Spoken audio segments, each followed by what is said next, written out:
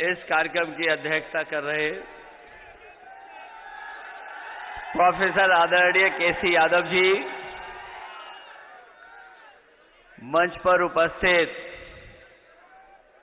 यहां से सांसद डिंपल यादव जी, पार्टी के हमारे जिला अध्यक्ष आलोक साखी जी, चुनाव के प्रभारी चंद्रदेव करेली जी, पूर्व मंत्री साहब, हमारे साथ चल करके आए एटा के सांसद देवेश साखी जी, नवल किशोर साखी जी, पूर्व विधायक सोबरन सिंह जी, सर्वेश अम्बेडकर जी, पूर्व एमएलसी मंत्री सुभाष चंद्र यादव जी, मानेक चंद जी, मुकुल यादव, अनिल यादव पूर्व विधायक जी, अरविंद यादव पूर्व एमएलसी, विधायक ब्रजेश कठेरिया जी, राजकुमार यादव, संध्या कठेरिया, रामनारायण बाथम जी, पार्टी के हमारे जिम्मेदार नेता कुमार सिंह वर्मा जी, एएच हाशमी साहब, अनिलेश पाल सिंह जी से लेकर के बहुत सारे समाजवादी नेता जो मंच पर हैं,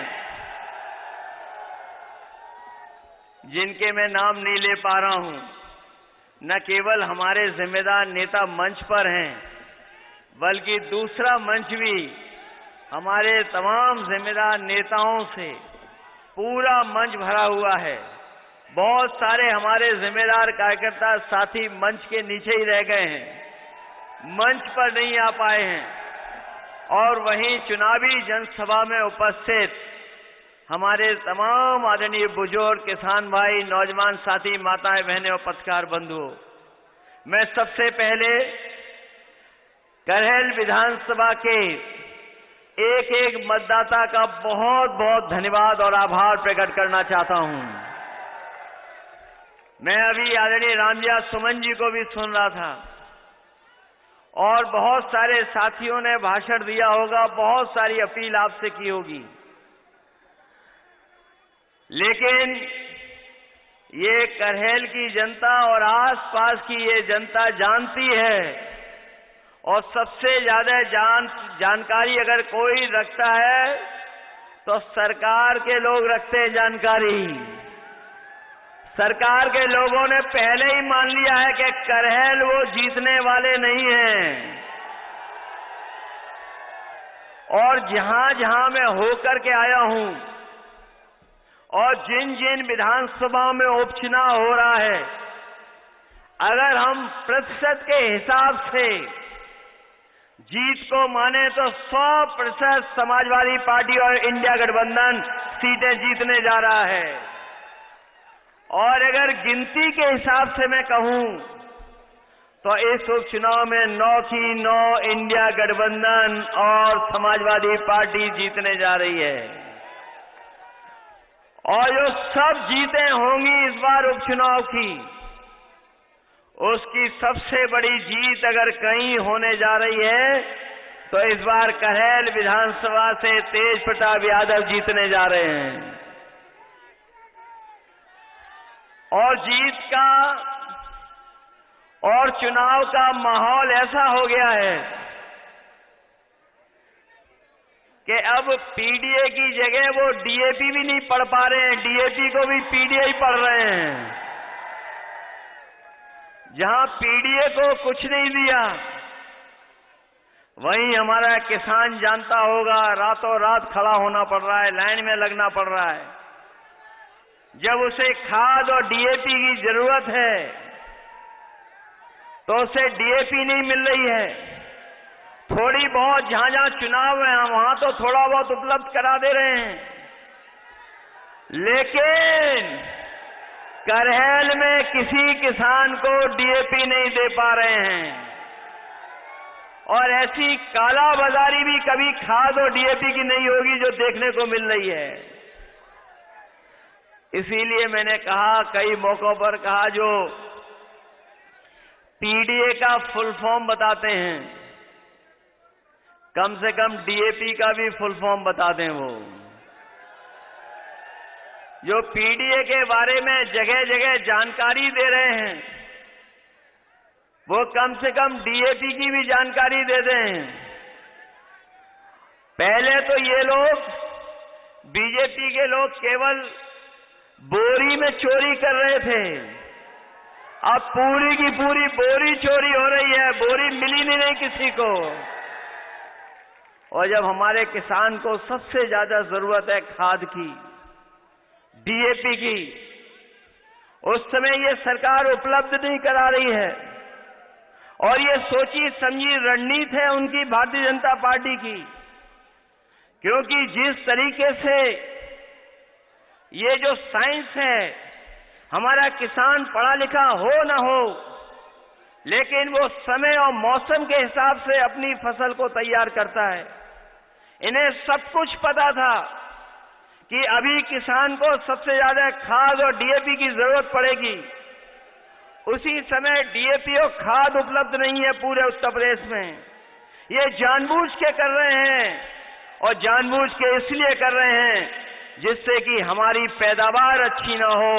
और जब पैदावार अच्छी नहीं होगी तो ये भारतीय जनता पार्टी अपने उद्योग, जो बड़े बड़े कारोबारी हैं, उद्योगपति जो मित्र हैं, उनसे बाहर से मंगा करके अनाज हमारे पूरे बाजार से मुनाफा कमाना चाहते हैं। ये डीएपी खाद इसलिए नहीं उपलब्ध करा रहे हैं क्योंकि बीजेपी के लोग अपने उद्योगपति मित्र से बाहर से चीजें मंगाएंगे। जब पैदावार कम हो जाएगी तो ये चीजें बाहर से मंगाई जाएंगी, उन्हीं के मित्रों को मुनाफा होगा। और आज जब हम लोग बाजार देखते हैं तो महंगाई कहां पहुंच गई है। जहां हम लोग त्योहार में खुशियां मनाते हैं, हमारी महंगाई ने हमारे त्योहारों को भी बर्बाद कर दिया। जहां खुशी मनानी थी वहां दुखी होना पड़ रहा है।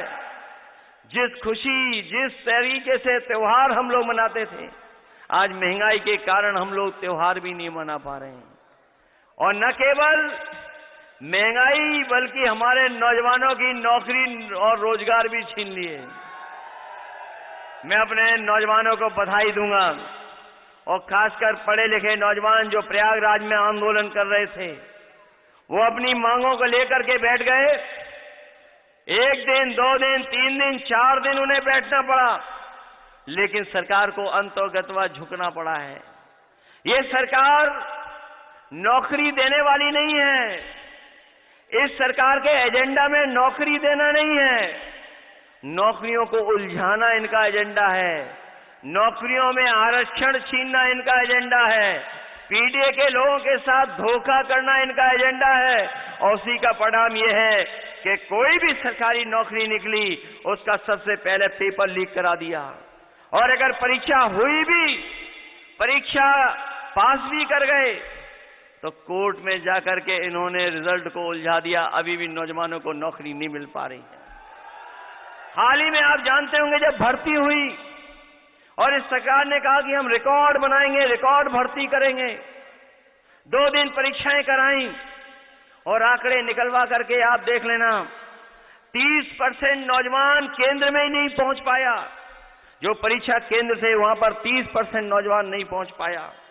और जो परीक्षा देकर के भी आया तो बाद में पता लगा जो क्वेश्चन पेपर आया है उसमें कई सवाल गलत हैं, जिन सवालों को निरस्त कर दिया जाएगा। मैं अपने नौजवानों से कहना चाहता हूं, हमारे फौज के तमाम जवान बैठे हैं, ये भारतीय जनता पार्टी ने जो अग्निवीर व्यवस्था लाने का काम किया है, ये व्यवस्था हम लोग कभी स्वीकार नहीं कर सकते हैं। जब कभी भी मौका मिलेगा तो जैसे पहले भर्ती होती थी फौज की, वैसे ही भर्ती करा करके अपने नौजवानों को पक्की वर्दी पहनने का मौका और पक्की नौकरी दिलाने का काम होगा। और न केवल नौकरी बल्कि भर्ती भी आसान हो। ये तो सब नौकरियां उलझा चुके हैं। हम लोग आसान भर्ती करना चाहते थे और याद होगा उस समय 10वां 12वां पास करके मेरिट से नौकरी दे दी थी। हम लोगों को मौका मिलेगा तो आसान भर्ती कराएंगे जिससे हमारे नौजवानों को नौकरी और रोजगार मिल जाए। अभी जब हम चुनावी जनसभा में आ रहे थे तो हमारे कई साथियों ने कहा कि लखनऊ वाले एक बहुत बड़े मंत्री हैं, डिप्टी सीएम हैं, उन्हें पता लग गया कि सभा में कोई नहीं है, सभा ही कैंसिल कर ली, सुनने में आ रहा है। ये सभा कैंसिल नहीं की है, ये अंदर ही अंदर भारतीय जनता पार्टी के जो मुख्यमंत्री हैं उनकी कुर्सी गिराने के लिए सुरंग खोद रहे हैं। ये बीजेपी वाले और हमारे योगी जी बारूद की सुरंग खोद रहे हैं और उन्हीं के अपने लोग उनके नीचे नीचे कुर्सी कैसे छीन लें उसके लिए सुरंग खोद रहे हैं। अभी जो नारा दिया था, जो अंग्रेजों से नारा इन्होंने चुराया, डिवाइड एंड रूल नारा, बांटो, और ये जो नारा दिया इन्होंने, ये नारा अंग्रेजों से सीखा है इन्होंने। जो लोग थोड़ी बहुत अंग्रेजी जानते होंगे, डिवाइड का मतलब तो जानते होंगे, डिवाइड का मतलब तो जानते ही होंगे, इसीलिए इन्होंने नारा दिया। ये अंग्रेजों से सीख करके दे रहे हैं। जहां अंग्रेजों ने बांट करके राज किया, उन्हीं के वचनवंशी हैं ये, उन्हीं के विचारवंशी हैं ये लोग जो बांटना चाहते हैं। लेकिन पूरे उत्तर प्रदेश की जनता सौहार्द को पसंद करती है, वो बंटने वाले नहीं हैं, वो बांट करके राजनीति करना चाहते हैं। हम समाजवादी लोग पीडीए का नारा देकर के जोड़ करके राजनीति करना चाहते हैं। उनके नकारात्मकता है, हर नारे में नकारात्मक है। उनका एनडीए ही निगेटिव है, एन फॉर निगेटिव, और एनडीए में लगा है सबसे आगे एन लगा है, वो निगेटिव है, नकारात्मक लोग हैं। हम समाजवादियों का पीडीए है, पीडीए मतलब प्रोग्रेसिव है, पॉजिटिव है। हम लोग काम कर करके, जनता की सेवा कर करके सरकार बनाना चाहते हैं। ये जनता को धोखा दे करके सरकार में बैठे रहना चाहते हैं। ये आए थे अभी मुख्यमंत्री जी, बहुत कुछ कह के चले गए, लेकिन वो जानते नहीं हैं हमारे प्रत्याशी का नाम भी ढंग से नहीं पढ़ा उन्होंने। अगर वो नाम भी ढंग से पढ़ लेते तो ऐसा भाषण दे करके नहीं जाते। उनका नाम है तेज और पीछे लगा है प्रताप। तो बताओ कौन जीतने जा रहा है यहां पर? और हो न हो, कम से कम विधानसभा में ये पहुंचेंगे, ये अपने कद की भी नपाई कर लेंगे मुख्यमंत्री जी के संग। और हम तो विधानसभा में रहे हैं, मुख्यमंत्री से 1 इंच बड़े हैं ये। लेकिन जब ये सभा देखी होगी उन्होंने, हालांकि वो वस्त्रों से योगी हैं, विचारों से योगी नहीं हैं। वो केवल वस्त्रों से योगी हैं, विचारों से योगी नहीं हैं। और ये जो जनता देख ली होगी, अब इसके बाद योगी करेंगे, इसके अलावा दूसरा कोई काम नहीं करेंगे। ये जो जन समर्थन दिखाई दे रहा है, और करहेल की जनता जो हमेशा समर्थन दी है, ये ऐतिहासिक परिणाम देने जा रही है जनता। मैं पहले मीटिंग में भी कहा, इस बार करहेल का चुनाव जीत का रिकॉर्ड बनाने जा रहा है। ऐसा कोई वर्ग नहीं है, ऐसा कोई समाज के लोग नहीं बचे जो आज समर्थन न दे रहे हों। हर वर्ग के लोग समर्थन दे रहे हैं, और पहले भी बहुत अच्छे वोटों से जिताया था। इस बार हमें पूरा भरोसा है, सबसे अच्छे वोटों से तेज प्रताप यादव को जिता करके भेजेंगे।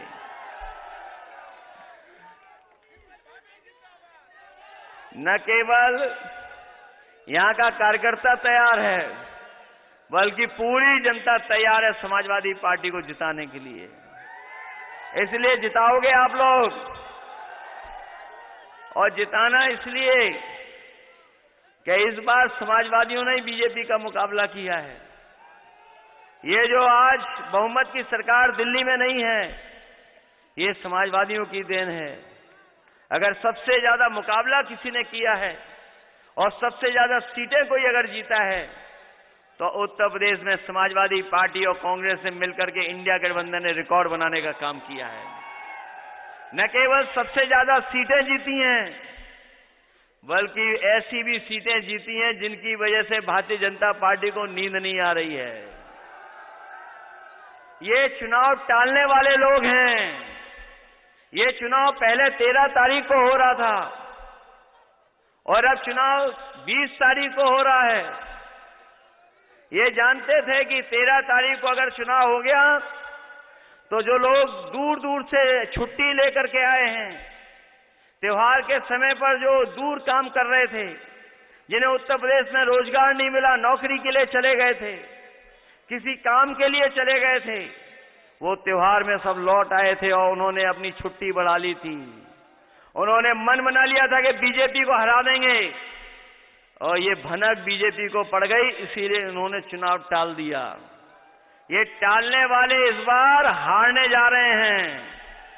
टालेंगे तो हारेंगे भी चुनाव। इसलिए इस चुनाव में मदद करना आप लोग।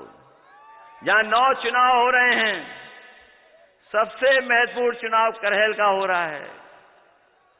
करहल का चुनाव अलग तरह का संदेश देगा। न केवल जीत का संदेश देगा, बल्कि 27 में सरकार बनवाने का भी संदेश देगा। और ये क्षेत्र समाजवादियों का बहुत पुराना रहा है, बहुत पुराना क्षेत्र है। यहां जितने लोग बैठे हैं, चाहे हमारे मंच में बैठे हों, चाहे हमारे पंडाल में, चाहे आगे पीछे खड़े हुए लोग हैं, ये सब बहुत पुराने समाजवादी लोग हैं, अपने लोग हैं, परिवार के लोग हैं। ये कोई पीछे हटने वाला नहीं है। अब तो प्रशासन भी जान गया है कि यहां तो समाजवादी जीत रहे हैं। ये बदलाव दिखाई दे रहा है कि नहीं दिखाई दे रहा है? ये थोड़ा बहुत परेशान करेंगे, लेकिन मैनपुरी वाले बहुत परेशानी देख चुके हैं पहले भी। ये घबराने वाले, डरने वालों में से नहीं है। और सच्चाई तो ये है कि ये शासन प्रशासन वाले सब लोग जानते हैं कि जैसे ही महाराष्ट्र का चुनाव का परिणाम आएगा, वहां जैसे ही परिणाम आएगा, यहां उत्तर प्रदेश की कुर्सी से भी बदलाव होना शुरू हो जाएगा। इसलिए बदलाव का भी चुनाव है। आप लोग सब मदद कर देना, यही मैं निवेदन करने आया हूं। मैं आपको भरोसा दिलाता हूं कि जिस तरीके से विकास हम लोगों ने काम किया है, इस क्षेत्र को विकास और खुशहाली के रास्ते पे ले जाने का काम किया, आने वाले समय में भी हम लोग करने का काम करेंगे। ये चुनाव हमारी वजह से ही हो रहा है, आपको पता होगा। ये चुनाव हमारी वजह से ही है। हम ही विधानसभा छोड़कर के लोकसभा में पहुंच गए। और सच्चाई तो ये है कि इतनी बड़ी जीत इस बार जनता ने जो दिलाई है, ये जीत ऐतिहासिक हुई है समाजवादियों की। और जहां कहीं भी नेताजी होंगे, वो खुश होते होंगे कि कितना बड़ा जनता ने इस बार साथ दिया है, सहयोग किया है। ये बहुत बड़ी जीत हुई है समाजवादियों की, अपने आप में सबसे बड़ी जीत है। न केवल जीत हुई है, देश की तीसरे नंबर की पार्टी बनी है, तीसरे नंबर की पार्टी है। और हम आपको भरोसा दिलाते हैं कि जो नेताजी ने सपना देखा था कि समाजवादी पार्टी राष्ट्रीय पार्टी बने, जो झंडा हम लोगों को हाथ में थमाया है, हम आपको भरोसा दिलाते हैं। अभी तो उत्तर प्रदेश में हम लोग सबसे ज्यादा सीटें जीते हैं। आने वाले समय में आप देखोगे समाजवादी पार्टी राष्ट्रीय पार्टी बनकर के देश में दिखाई देगी। मैं इन्हीं शब्दों के साथ एक बार फिर आप सबसे निवेदन और अपील करने आया हूं कि तेज प्रताप जी को ऐतिहासिक वोटों से जिता देना। जिताइए सब लोग मिलकर के अच्छे वोटों से। और जिन्हें मनाना हो मनाइए, और नहीं मना पा रहे हो तो हमारे पास लाइए, हम भी मनाएं उन्हें। बहुत बहुत धन्यवाद सबका। मैं तमाम साथी जो आज समाजवादी पार्टी में शामिल हो रहे हैं, पूर्व प्रत्याशी बसपा से किसी से 2 बार चुनाव लड़ चुके हैं, मैं प्रभु दयाल जाटव जी का बहुत बहुत स्वागत करता हूं, बहुत बहुत बधाई देता हूं। इनके साथ साथ अशोक दिवाकर जी, धीरेन्द्र कश्यप जी, गुलाब सिंह जाटव जी, और उनके साथ बड़े पैमाने पे जो साथी सहयोगी समाजवादी पार्टी में आए हैं और इस चुनाव में सहयोग करने आए हैं, मैं उन सबका बहुत बहुत धन्यवाद और आभार प्रकट करता हूं। मुझे उम्मीद है कि आप सब लोग मिलकर के ऐतिहासिक वोटों से तेज प्रताप को जिता करके भेजेंगे। बहुत बहुत बधाई।